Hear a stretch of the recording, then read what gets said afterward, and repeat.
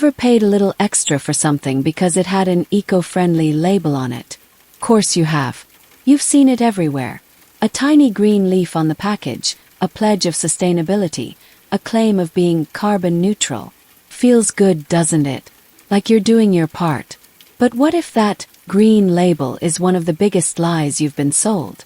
What if it's all just a slick marketing campaign designed not to save the planet, but to get you to open your wallet? Today, we pull back the curtain on 7 glaring red flags of green capitalism. These are the warning signs that show many brands are selling you a clean conscience, not a clean planet. And yes, these labels show up on brands you trust and buy from every single day. The real test isn't the color of the badge on the box.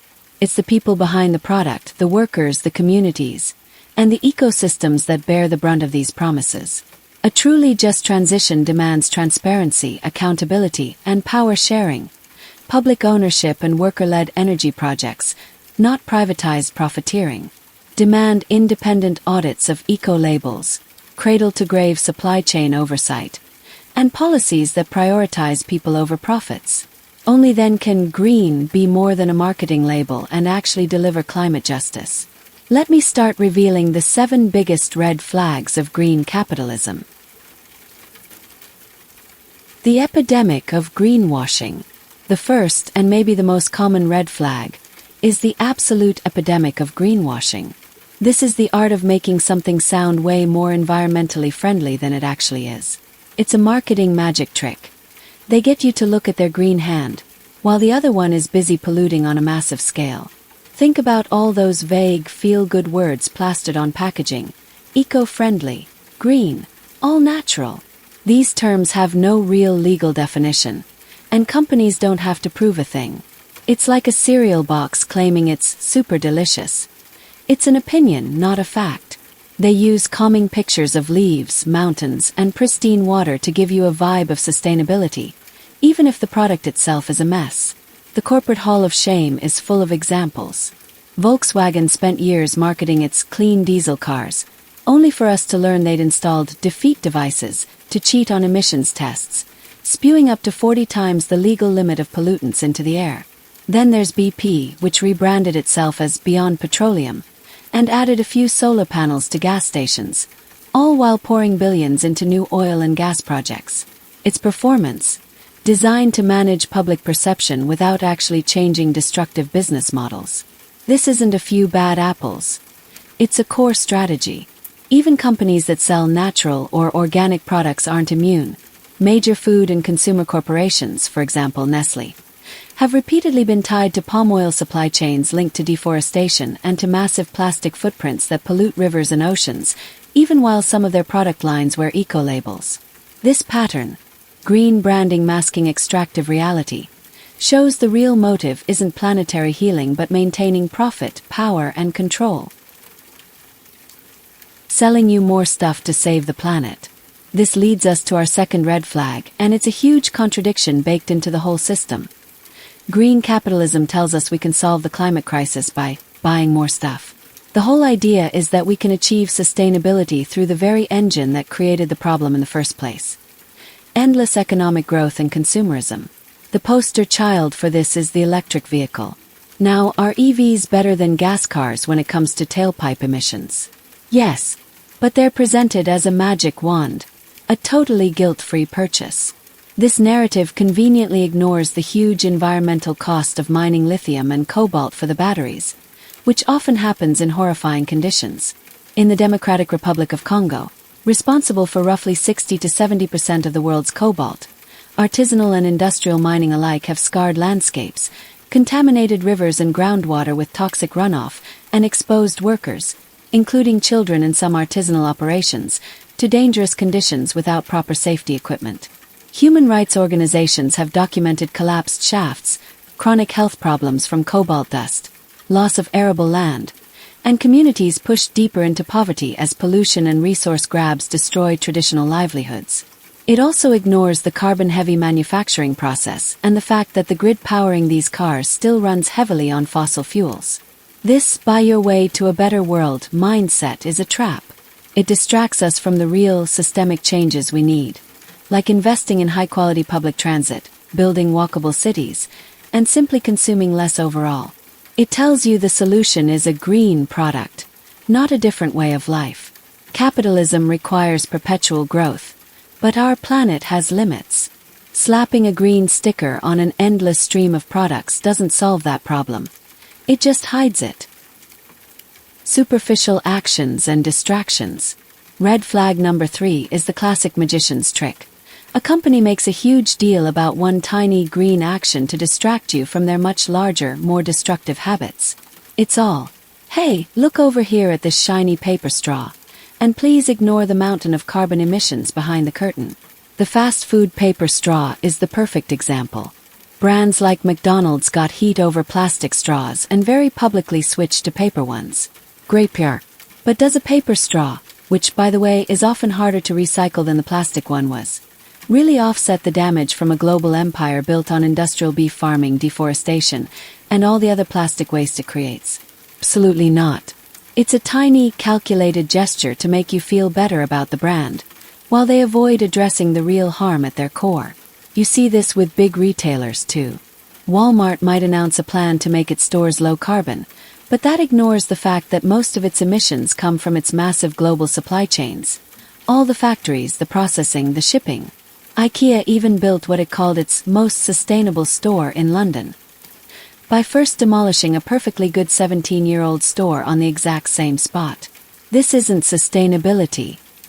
It's theater. The illusion of fake certifications. Coming in at number 4 is the Wild West of eco-labels and certifications. You see a little logo, a happy globe, a green checkmark, and you figure, okay, this must be legit. Someone official has vetted this. But a lot of the time that's just not true. A major red flag is when companies use certifications that are either completely made up or just incredibly weak. Some companies literally invent their own green logos. Others use certification programs that sound official but have laughably low standards or are full of conflicts of interest. Take the Forest Stewardship Council, or FSC. It's used by tons of companies to certify that their wood is from sustainable forests. But investigations have repeatedly linked FSC-certified wood used by major brands back to illegal logging operations. The coffee pod industry is another minefield. Keurig was fined millions for tricking people into thinking its single-use pods were easily recyclable. While it was technically possible in a few places with special facilities, almost none existed, so nearly all of them just ended up in the trash. As a shopper, you're left trying to decipher a wall of confusing labels, and most of them are there to make you feel good, not to actually inform you. The unfair distribution of costs. Red flag number 5 is one of the ugliest because it's all about who really pays the price for this so-called green transition. Green capitalism often makes inequality worse. The costs of going green land squarely on the shoulders of low-income communities and working-class families, while the profits flow up to wealthy investors and corporations. Just think about it. Green products, from organic food to electric cars and solar panels, are almost always more expensive up front. This creates a green class divide, where the rich can afford to buy their virtue, and everyone else is priced out. On top of that, when old polluting industries get phased out, the workers in those sectors are often left behind with no plan for a just transition.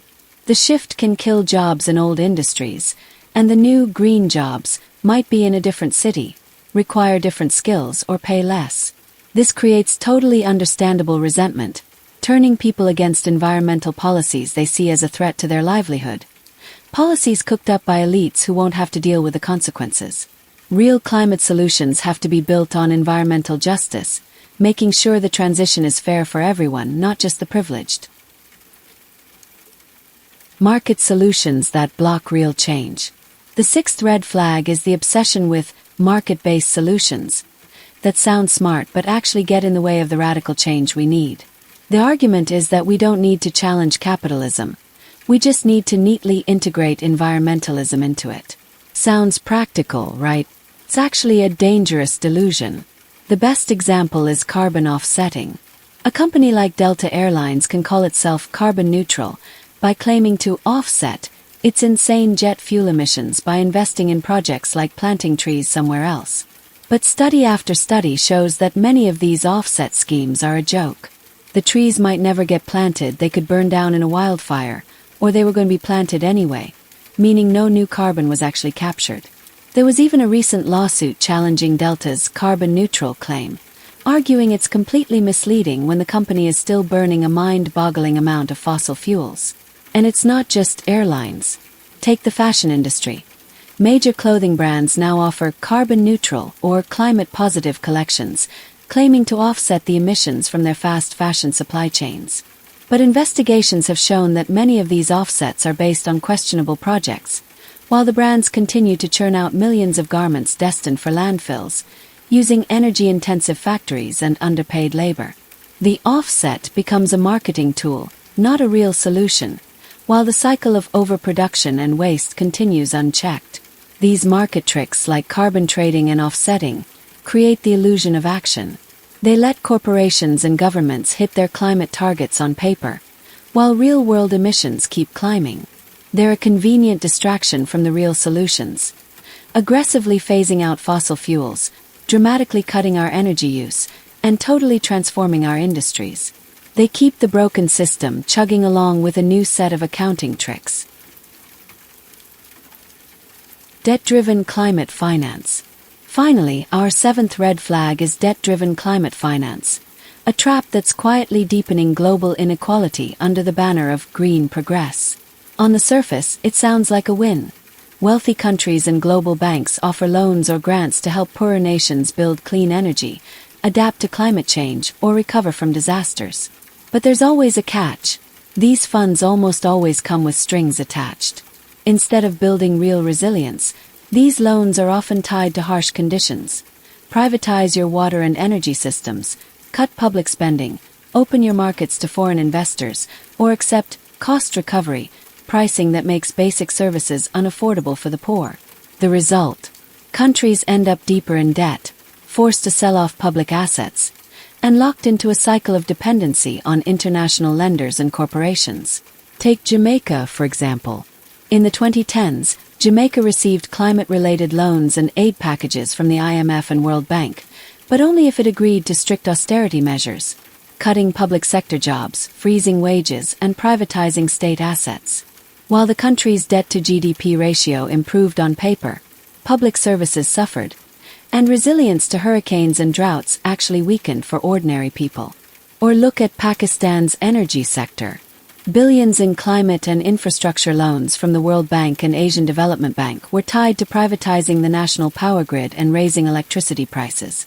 The result: rolling blackouts, higher bills for the poor, and foreign companies profiting from public infrastructure, while the country's debt burden grew. Mozambique's hidden debt scandal is another warning.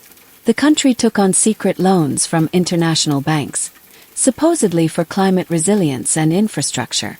The money was siphoned off by corrupt officials and foreign contractors, leaving Mozambique with massive debt and little to show for it.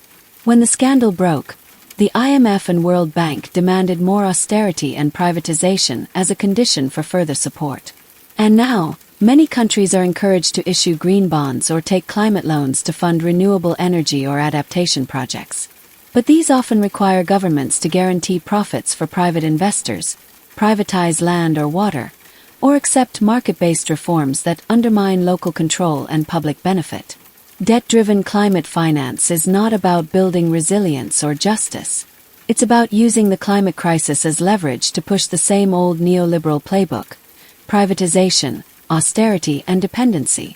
The winners are global banks, investors, and multinational corporations. The losers are workers, communities, and the environment. A real just transition means grants, not loans, public and community ownership, not privatization, and climate finance that empowers local people, not foreign creditors. It means canceling illegitimate debts, investing in universal public services, and putting people and planet before profit. Conclusion. So where does that leave us? It's easy to feel hopeless, like every choice is a trap. But just recognizing these red flags is the first step to taking back some power. This isn't about shaming yourself into finding the one perfect, guilt-free product. It's about getting a more critical eye and starting to question the stories these companies are selling you. These 7 signs, the rampant greenwashing, the buy more to save more trap, the tiny distractions, the fake certifications, the unfair costs, the flawed market schemes, and debt-driven climate finance, are your toolkit for seeing through the illusion. They show us that real change won't come from a new label on a plastic bottle. It's going to come from us demanding honesty, holding corporations accountable for their total impact, and pushing for deep, systemic changes that put the health of our planet and its people above endless profit. If you learned something today, share this with someone you know. The more of us who can spot the green-tinted lies, the harder it is for these companies to get away with them. Thanks for watching. Organize, resist, be unbreakable.